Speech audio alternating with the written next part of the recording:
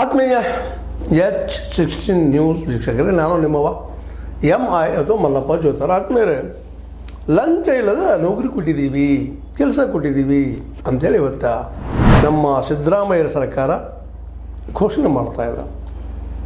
1,000 ಗ್ರಾಮ ಆಡಳಿತಾಧಿಕಾರಿಗಳಿಗೆ ನೇಮಕಾತಿ ಆದೇಶ ಪತ್ರ ಹಸ್ತಾ ಮಾತಾಡ್ತಾ ಇದ್ದಾರೆ.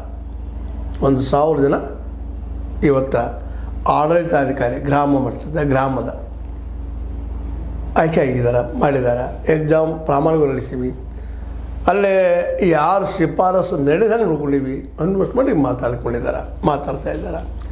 ಮುಖ್ಯವಾಗಿ ಕಂದಾಯ ಇಲಾಖೆಯಲ್ಲಿ ಈ ಆಡಳಿತಾಧಿಕಾರಿಗಳನ್ನ ನೇಮಕ ಮಾಡಿದ್ದಾರೆ. ಭಾಳ ಸಂತೋಷ ಪಡೋ ವಿಷಯ. ಇದ್ರ ಬಗ್ಗೆ ಅಂತ ಎರಡು ಮಾತಿಲ್ಲ. ಮಾಡಿದ್ರಿ, ಲಂಚ್ ಇಲ್ಲ ಕೊಟ್ರಿ, ಭಾಳ ಸಂತೋಷ.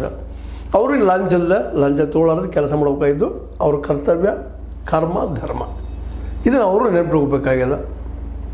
ಯಾಕೆಂತಂದ್ರೆ ಇವತ್ತು ಲಂಚ ಇಲ್ಲದ ಯಾವ ಆಫೀಸು ಇಲ್ಲ, ಯಾವ ಆಫೀಸು ಇಲ್ಲ ಅಂಥದ್ದು ನಡೀತದೆ. ಅಂಥ ಪ್ರಸಂಗದಲ್ಲಿ ಲಂಚ ತೊಗೊಳ್ಳಾರ್ದು ನೌಕರಿ ಕೊಟ್ಟಿದ್ದಾರೆ. ಮತ್ತು ಅವರು ಪ್ರಾಮಾಣಿಕವಾಗಿ ಲಂಚ ತೆಗೆದುಕೊಳ್ಳಲಾರದ ವರ್ಕ್ ಮಾಡಬೇಕು.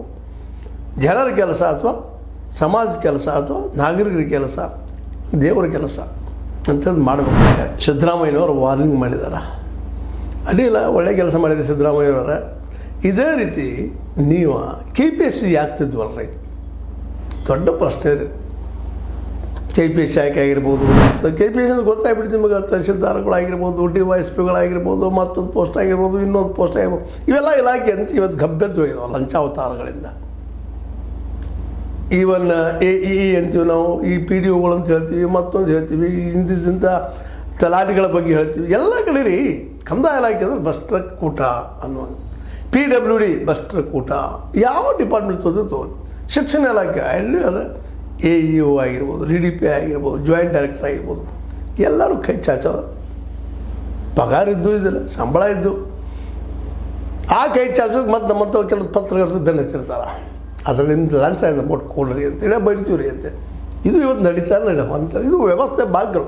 ಇಲ್ಲಿ ಯಾರು ಸರಿ ಯಾರು ತಪ್ಪು